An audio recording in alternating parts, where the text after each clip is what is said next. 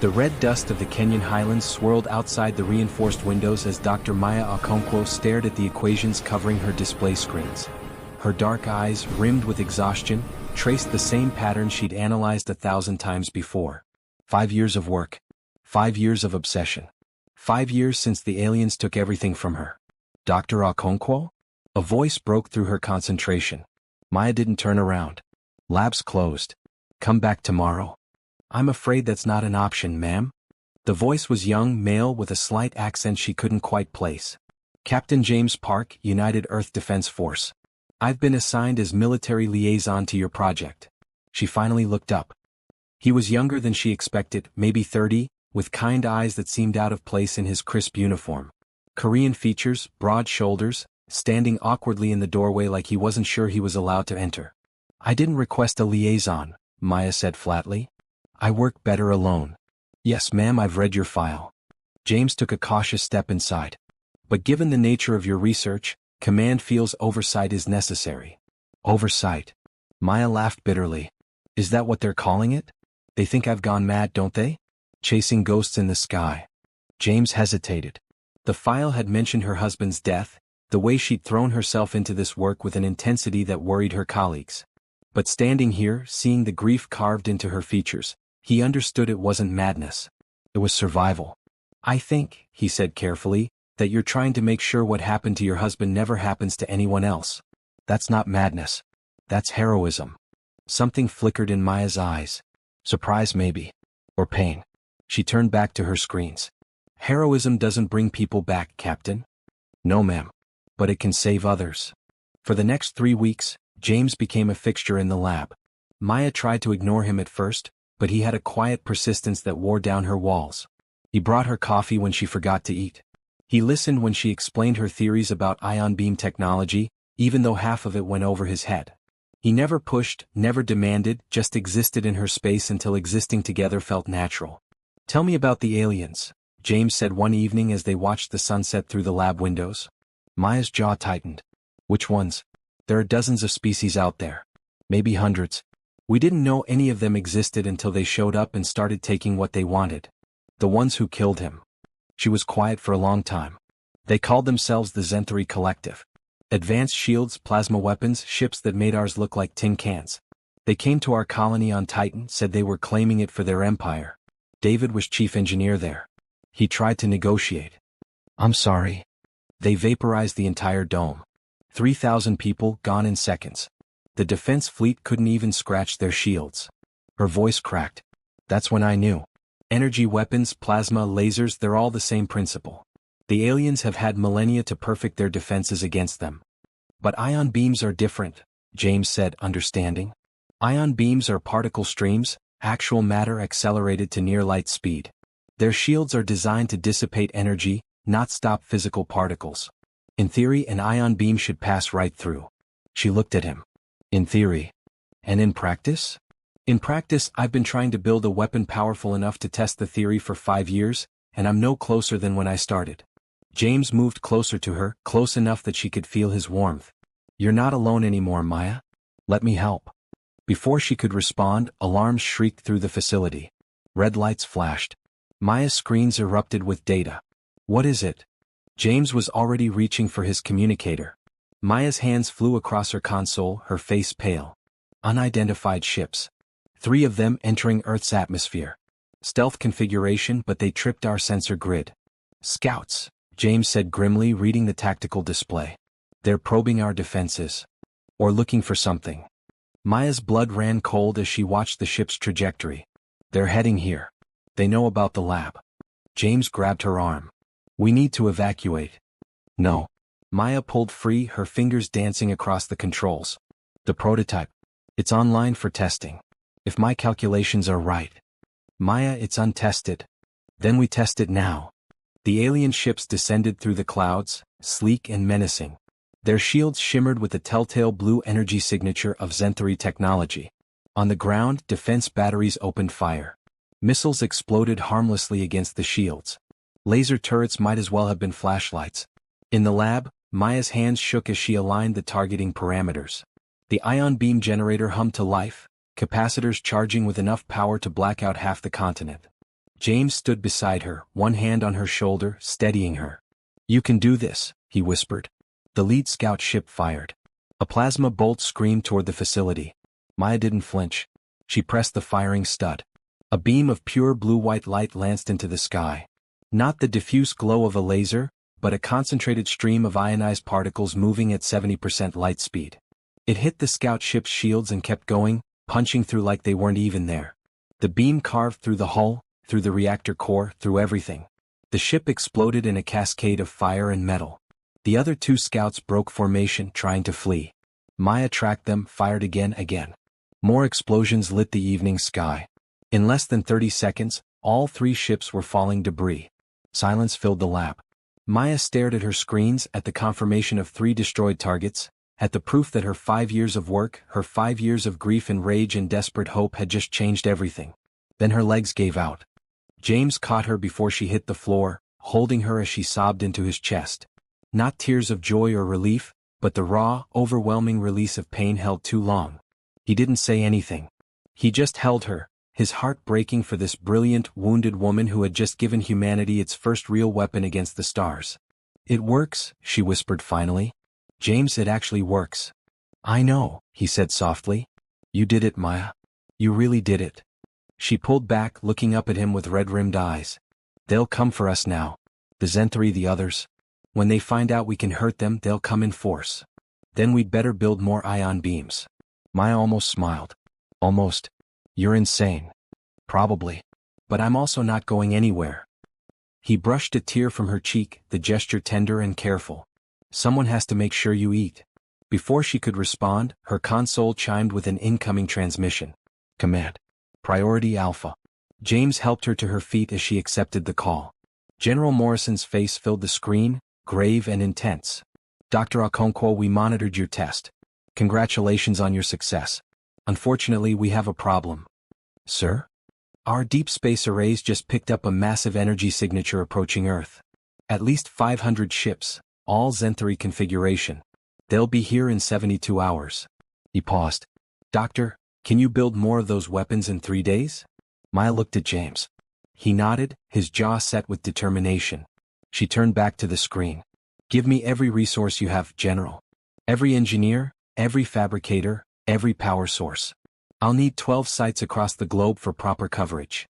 "Done. Whatever you need." "Then yes, sir. We'll be ready." The transmission ended. Maya and James stood together in the quiet lab, watching the last flames of the destroyed scouts fade in the darkening sky. Somewhere above, an armada was coming to destroy them. But for the first time in 5 years, Maya didn't feel alone in the fight. James took her hand. She didn't pull away. 3 days to save the world, he said. 3 days, she agreed. Outside, the first stars appeared in the African sky. Beautiful and distant and full of enemies. But Maya squeezed James's hand and felt something she'd thought was dead forever. Hope. The storm was coming. But this time humanity had lightning of its own. The command center buzzed with controlled chaos. Holographic displays covered every wall, showing the progress of ion beam installations from Tokyo to Sao Paulo, from Sydney to Stockholm. Maya stood at the central console, her reflection ghostly in the screens, dark circles under her eyes testament to 70 hours without sleep. "Beijing station is online," reported Lieutenant Chin from her station. "That's 10 of 12. Cape Town?" Maya asked, her voice hoarse. "Experiencing power fluctuations. They're rerouting from the backup grid." James appeared at her elbow with a steaming cup of coffee. "You need to rest." "I'll rest when they're all online." She took the cup anyway, their fingers brushing. The touch sent a small jolt through her, surprising in its warmth. He'd barely left her side for 3 days. While she designed and calibrated, he coordinated logistics, bullied bureaucrats, and somehow made the impossible happen on an impossible timeline. She'd watched him work, efficient and tireless, and found herself noticing things she shouldn't. The way he pushed his hair back when frustrated, the gentle patience in his voice with overwhelmed technicians, the quiet strength that never demanded recognition. Maya. His use of her first name made her look up. "When this is over. If we survive." "When?" he insisted. "When this is over, will you have dinner with me? Somewhere without tactical displays or particle accelerators." She stared at him, caught off guard. "James, I can't." "I know," he said softly. "You're still holding on to him. But Maya, he wouldn't want you to stop living." The words hit harder than she expected. She remembered David saying almost the same thing once when her mother died. Life is for the living, love. Don't forget that. I don't know how to do this, she whispered. Neither do I. James smiled, sad and hopeful at once. But maybe we could figure it out together. Before she could answer, every alarm in the command center screamed to life. They're here. Lieutenant Chin shouted. 516 ships, dropping out of hyperspace at the lunar orbital distance. The central display exploded with red icons. The Zenthari Armada, vast and terrible, arranged in perfect geometric formation. At its heart, a flagship 3 kilometers long, bristling with weapons that could glass a planet. Maya's breath caught. It was too many. Even with 12 ion beam platforms, it was too many. All stations, battle stations. General Morrison's voice boomed through the speakers. Dr. Okonkwo, are we ready? She looked at the status board. 12 green lights, 12 platforms charged and targeted. 12 chances to save humanity. Yes, sir. We're ready. Then God help us all. Fire when locked. Maya's hands moved across the controls, muscle memory from 1,000 simulations. Around the globe, 12 ion beam generators hummed to life, drawing power from cities that went dark to feed humanity's desperate gambit. Targeting lead elements, she said, forcing her voice steady. Firing in 3, 1. 12 beams of concentrated fury lanced through space. They crossed the distance in seconds, moving too fast for the Zenthari to even register the attack. The first wave of ships, 20 advancing scouts, exploded simultaneously, their famous shields worthless against weapons that ignored energy barriers entirely. The Zenthari formation rippled with confusion. Reload time 90 seconds, Maya announced. Retargeting cruiser line. James was at the tactical station now, coordinating with Earth's defense fleet. Admiral Zhang, take your ships in behind the ion beam strikes. Hit them while they're disoriented. Understood. All ships, attack formation Delta. Earth's fleet surged forward, barely 100 vessels against 500. They looked like gnats attacking eagles. But when Maya's second volley tore through 30 more Zenthari ships, when the ion beams carved impossible wounds through the Armada's heart, the eagles began to bleed. They're adapting. Lieutenant Chen called out. Zenthari ships dispersing, trying to spread our targeting. Maya's jaw clenched. Smart. Make her choose between targets, divide the effectiveness of her weapons. But she planned for this. All stations independent targeting. Prioritize capital ships and carriers. Don't let them deploy fighters. The battle became a storm of light and death. Ion beams flashed every 90 seconds, each strike killing ships that had been considered invincible. The Zenthari returned fire with plasma cannons and missile barrages, overwhelming Earth's conventional defenses. Ships on both sides died in silence, burning flowers blooming in the void. Maya watched the tactical display, her mind racing through calculations and predictions. Every shot had to count. Every target had to matter. But with each volley, each destroyed ship, she saw faces in her mind. Not human faces, alien ones. Crew members with families, with lives, with dreams cut short by her weapons. Maya? James's voice cut through her spiral. Stay with me. She blinked, refocused. I'm here. We're winning. You're saving us. I'm killing them. Her voice cracked. Thousands of them. They came to kill billions of us. He moved closer, his presence an anchor. What happened to David wasn't your fault. What's happening now isn't murder. It's survival. The Zenthari flagship fired its main cannon, a beam of plasma so powerful it vaporized 2 Earth destroyers instantly. The shot continued, striking the atmosphere, burning a scar across the Pacific that would be visible for weeks. Rage flared in Maya's chest, hot and cleansing. She redirected all 12 platforms toward the flagship. Maya, the reload time, Chin warned. Override it. Emergency rapid fire. I don't care if we burn out the capacitors. That could destroy the platforms. Do it. James didn't question her. He just nodded to Chen, trusting Maya's judgment even when it seemed insane. The 12 platforms fired in sequence, not waiting for full charge, pouring everything they had into concentrated strikes. The first 3 beams hit the flagship's shields, actually staggering them. The next 3 punched through, carving wounds in the massive hull. The final 6 beams hit the reactor section. The flagship exploded like a dying star. The shockwave destroyed 50 ships around it, friend and foe alike.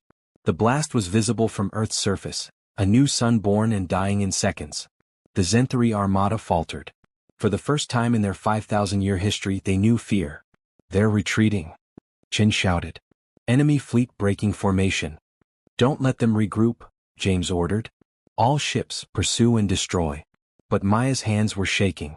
She stared at the expanding debris field where the flagship had been, at the thousands of lives she'd just ended, and felt something break inside her. "I can't," she whispered. "I can't do this." The command center fell silent. Everyone stared at her. "Maya," James said gently. "Just a little longer. We're almost done. They have families, children, people who love them." Tears streamed down her face. "I'm becoming the thing I hate. I'm becoming them." James took her face in his hands, forcing her to look at him. "No. You're protecting your home. There's a difference and you know it. David would be proud of you. I'm proud of you. I don't want pride. I want him back." The words tore out of her. "I want my husband back and I can't have him, so I built weapons to kill the people who took him, and now I'm just spreading more death, more grief, and it doesn't bring him back, James. It doesn't bring anyone back." "No," he agreed softly. "It doesn't. But it keeps others from losing what you lost. Every person on Earth gets to live because of you. Every child, every parent, every person with someone they love gets tomorrow because you were brave enough to do what had to be done." She closed her eyes, feeling his warmth, his certainty. When had he become so important? When had his presence become the thing keeping her together? "I'm scared," she admitted. "Of them? Of you? Of feeling something again?" James smiled, sad and understanding. "I'm scared too. But Maya, I think that means we're still alive. Still human. And that's worth fighting for." She opened her eyes. The tactical display showed Zenthari ships fleeing in all directions, their great armada shattered. Earth's fleet pursued, no longer prey but predators. The battle was won. "Finish it," she told Chin. "All remaining platforms target retreating ships. Let's end this." The final volleys crashed through space. More Zenthari ships died, flowers of fire marking their graves. When it was over, only 73 ships escaped into hyperspace. Nearly 450 had been destroyed. Humanity had won its first true victory against the galaxy. The command center erupted in cheers. People hugged, cried, laughed with the manic relief of those who'd expected to die. General Morrison appeared on screen, his weathered face split by a rare smile. "Dr. Okonkwo, Captain Park, you've saved us all. The President wants to personally thank you." Maya barely heard him. She was staring at the casualty reports scrolling across her screen. 38 Earth ships destroyed. 14,000 crew members dead. And on the Zenthari side, she couldn't even process the number. James's hand found hers. She gripped it like a lifeline. "We should celebrate," Morrison was saying. "You're heroes." "Sir," Maya said quietly. "Permission to take leave?" The general blinked, surprised. "Now. Please." He studied her face, seeing something there that made him nod. "Granted. You've earned it. Both of you." The transmission ended. Around them, the celebration continued, but Maya and James stood in their own bubble of silence. "Take me somewhere," she whispered. "Anywhere but here. I know a place." He led her out of the command center, through corridors filled with jubilant officers, out into the Kenyan night. The stars blazed overhead, no longer threatening, just beautiful. James drove them in silence to a hilltop overlooking the valley, where acacia trees stood like sentinels against the sky. They sat on the hood of the transport, not touching, just existing in the quiet. "David proposed to me here," Maya said finally. 10 years ago. I was so sure then. Sure about him, about us, about the future. And now? Now I don't know anything anymore." She turned to look at him. "Except that when everything was falling apart in there, your voice was the only thing that kept me together." James met her eyes. "Maya." "I'm not ready," she said quickly. "I don't know if I'll ever be ready. But I don't want to lose you either." "Then don't." He took her hand again. "I'm not asking you to forget him or stop loving him. I'm just asking you to let me stay. However long it takes." She leaned her head on his shoulder, feeling his arm wrap around her. Above them the stars watched. Somewhere up there, the galaxy was learning what humanity could do. Somewhere up there, her ion beams had rewritten the rules of warfare. But here and now, Maya let herself just be human. Broken and healing, grieving and hoping, letting go and holding on all at once. "Thank you," she whispered. "For what?" "For reminding me that I'm still alive." They stayed there until dawn, two souls finding shelter in each other while the world celebrated around them. The storm had passed. But Maya knew, they both knew, this was just the beginning. The galaxy would respond. And when it did, they would face it together. 6 weeks after the battle, Maya stood in the observation deck of Alpha Centauri Station, watching Earth spin in the distance. The neutral station floated between stars, built hastily as a meeting ground between humanity and the Galactic Council. James stood beside her, his hand resting on the small of her back. The gesture had become natural, comfortable.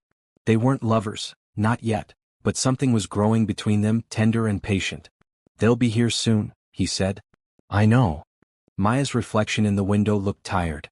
The nightmares hadn't stopped. Every night she dreamed of burning ships, of faces she'd never seen but imagined anyway. The door hissed open. Ambassador Keiko Tanaka entered, her expression tight with concern. "Dr. Okonkwo, the Zenthari delegation has arrived. Their lead scientist specifically requested to meet you." Maya's stomach dropped. "Why?" He didn't say. "But Maya." Keiko hesitated. "His family died on the flagship. His wife and 2 children." The room spun. James caught her elbow, steadying her.